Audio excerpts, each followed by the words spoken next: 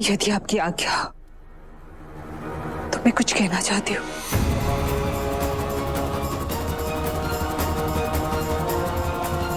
अवश्य रानी धर्मा। मृत्युदंड है।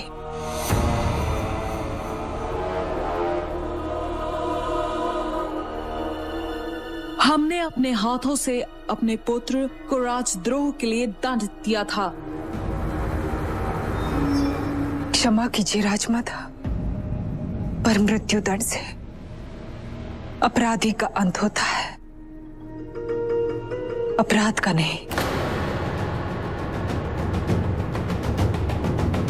और यदि ऐसा होता तो राजकुमार जस्टिन की मृत्यु के पश्चात मीर खुरासन ऐसा कभी नहीं करते। दंड तो अपराध के अनुपात से ही देना चाहिए देवी। और राजद्रोह एक जघन्य अपराध है जो हम दे नहीं सकते, उसे लेने का भी अधिकार नहीं है हमें।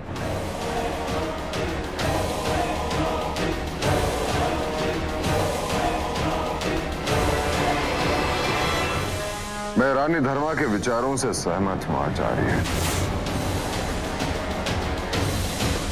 किंतु राजद्रोही को मुक्त नहीं किया जा सकता। मैं मीर को आजीवन कारावास का दंड देता हूं, जिससे उसे स्मरण रहे कि वो जीवित है तो रानी धर्मा के कारण।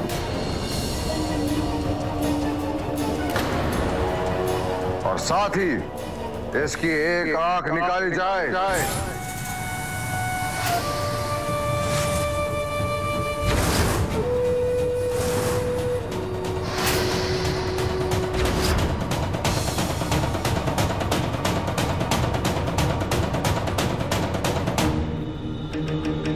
जिससे ये कभी ना भूलेगा कि अपनी पुत्री के प्रेम में अंधा होकर इतना जघन्य अपराध नहीं करना चाहिए। ले जाओ उसे।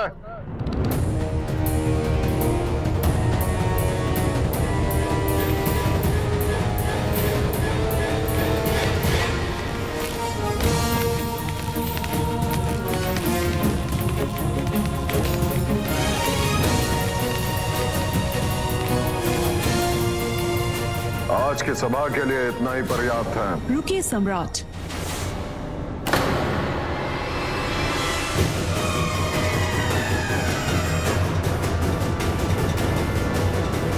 हम अपनी बहू और पोते का स्वागत करना चाहते हैं। मां धन्य है।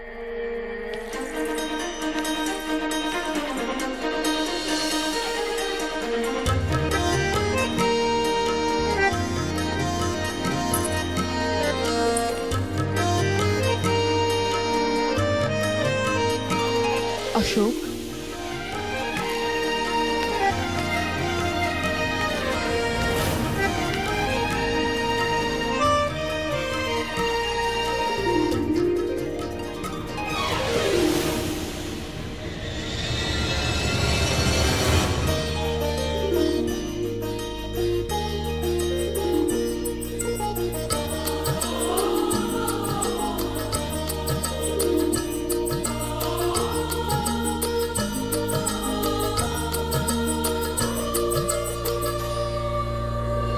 हमें आशा है कि मगध को तुम्हारे विवेक और तुम्हारी बुद्धिमत्ता से बहुत लाभ होगा। आचार्य, जो स्त्री कल तक संपूर्ण मौर्य वंश को भस्म कर देना चाहती थी, देखिए वही आज इनकी आरती उतार रहे। मैं जानता था देवी हेलेना का मुखौटा हटेगा नहीं।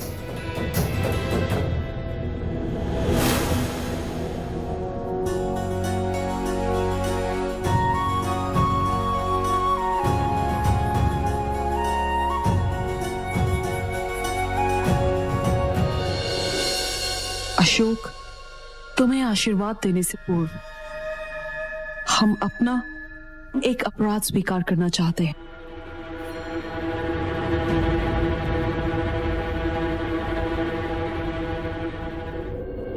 आज से पहले हमने ये किसी को नहीं कहा, किंतु सच ये है कि हमें अशोक कभी पसंद नहीं आया। इसलिए जब मगध के जलाशय संक्रमित हुए थे, उस समय सारे साक्ष्य आचार्य चाणक्य के विरुद्ध थे। और सम्राट, हमने आपसे कहा था कि अशोक से सचेत रहिएगा। उस समय आचार्य चाणक्य की मंशा पर हमें संदेह था।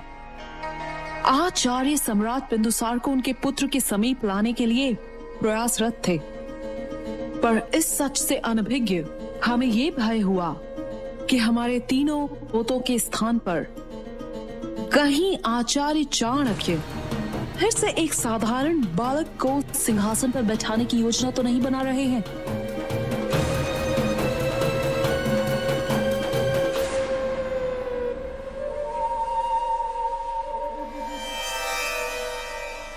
क्षमा करिए आचार्य, हमने आप पर संदेह किया था, क्योंकि इससे पूर्व आपने ऐसा किया था। महान सम्राट चंद्रगुप्त, जो कि एक साधारण बालक थे, आपने उन्हें तैयार किया था। आपको स्मरण होगा कि इस पर हमने चर्चा भी की थी, किंतु उस समय आपने हम पर विश्वास नहीं किया था कि अशोक का सत्य बताते।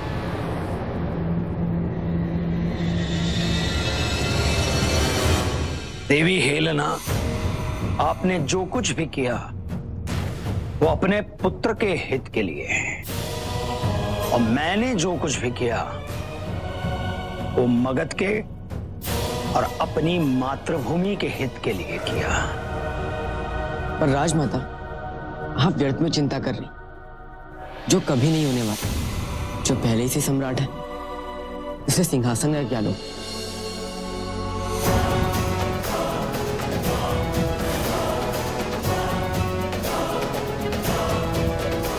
मैं सम्राट फणराज था और सम्राट फणराज बना रहना चाहता हूं।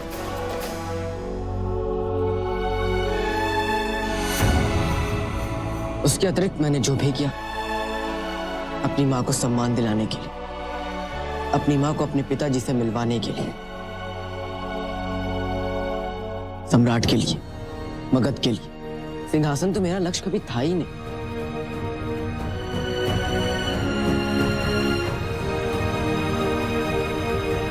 सत्य कहूं, मातृभूमि की रक्षा करनी हो ना, तो सिंहासन पर विराजने की कोई आवश्यकता नहीं, ऐसा मेरा मानना। मैं तो केवल इस योग्य बनना चाहता हूं कि साम्राज्य के संचालन हेतु अपनी भाइयों की सहायता कर सकूं, ताकि हम सब मिलकर अपने कुल की परंपरा, उसकी प्रतिष्ठा, उसका मान सम्मान बनाए रखें और आचार्य चाणक्य के सिद्धांतों से अपने साम्राज्य को सिंचित करें। हम अभी से उत्तराधिकारी की चिंता क्यों कर रहे हैं? समय आने के पश्चात मैं घोषणा कर दूंगा। हम अपने पोते को अपने साथ उसके कक्ष में ले जा रहे हैं। पुत्र, इतने वर्षों से वियोग के पश्चात आप अपनी प्रिय रानी से मिल रहे हैं। हम चाहते हैं कि आप दोनों कुछ समय एकांत में बिताइए। रानी शुभ्रसी, हमें प्रसन्नता होगी यदि आप रानी धर्मा को तैयार करें।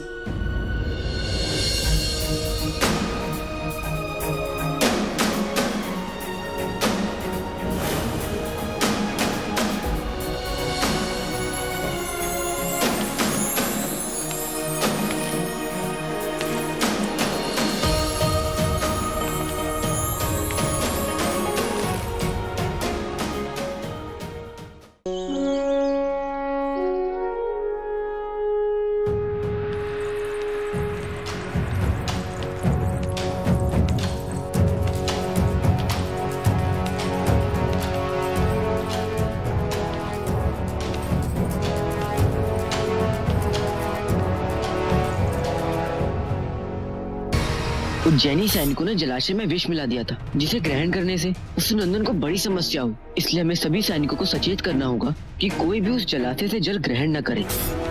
आप जो ये 50 पर्ण दे रही हैं और ये 1 पर्ण जो मैंने अपने परिश्रम से अर्जित किया है, विचित्र है किंतु सत्य है।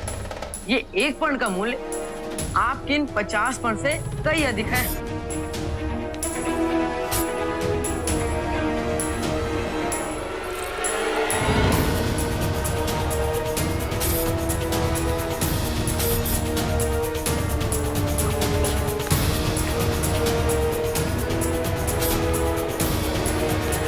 ये भक्षक वो है जिसे हम मगध का रक्षक समझते हैं।